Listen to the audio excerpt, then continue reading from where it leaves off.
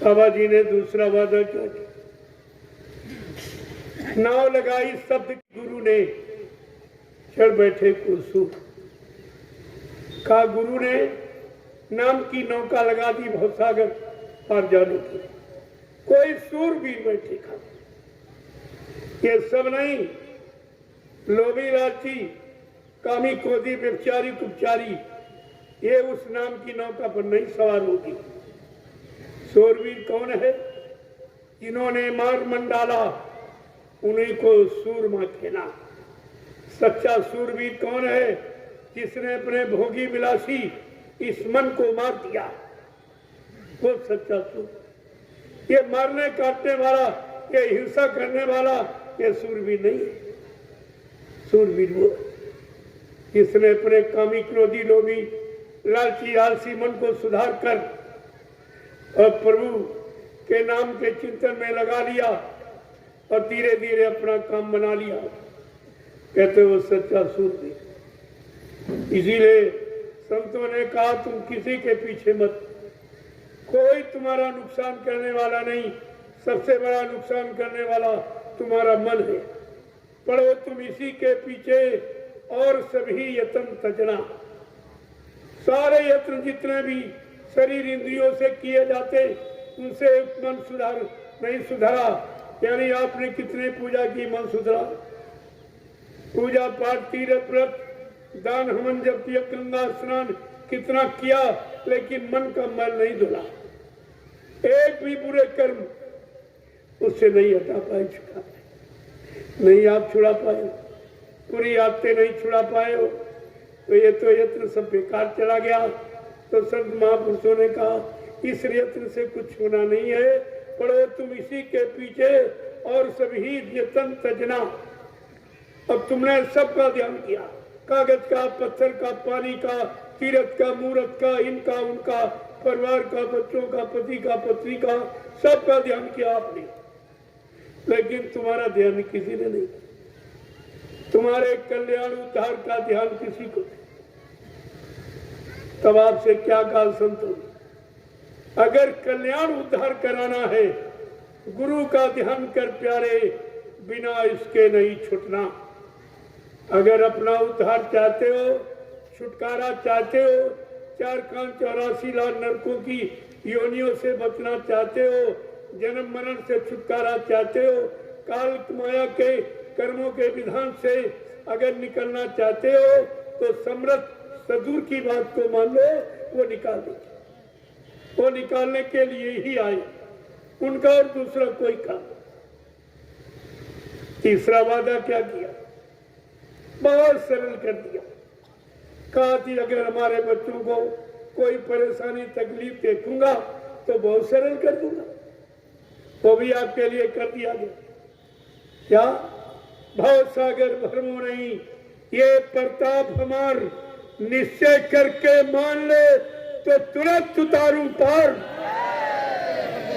कहा तू कुछ न कर, केवल मान ले, मान ले, जान ले, पहचान ले, तो तुझे भवसागर से पार कर। अब ना तो आपको आंख कान बंद करना, ना आला माला घुमाना, कुछ नहीं, केवल मान लो और जान लो और पहचान लो, तो मैं तुम्हारी जीवात्मा को तुम्हारे घर पहुंचा दूंगा।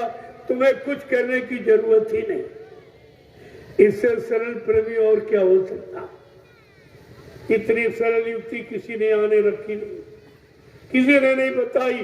कोई ऐसी सरल युक्ति लेकर इस मंत्रों मंडल में आया ही नहीं, और फिर भी आप भूल गए।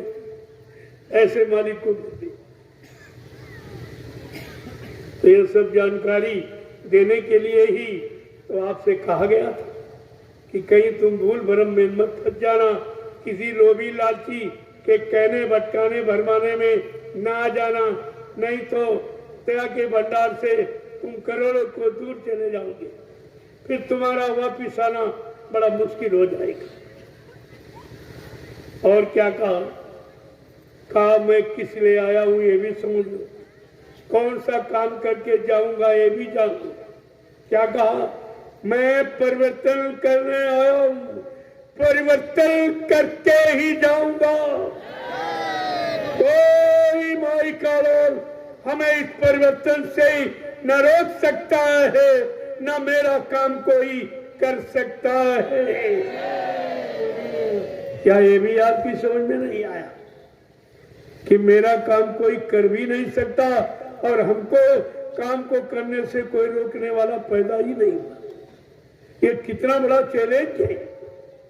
लेकिन आपकी समझ में तो कुछ नहीं आया कि हमारा गुरु कितना महान है, कितना सर्वशक्तिमान, जो हमारे हित, हमारी जीवात्मा के कल्याण के लिए ऐसे अनोखे वादे कर रहा, संकल्प ले रहा, प्रतिज्ञा कर रहा, और फिर भी भूल गए।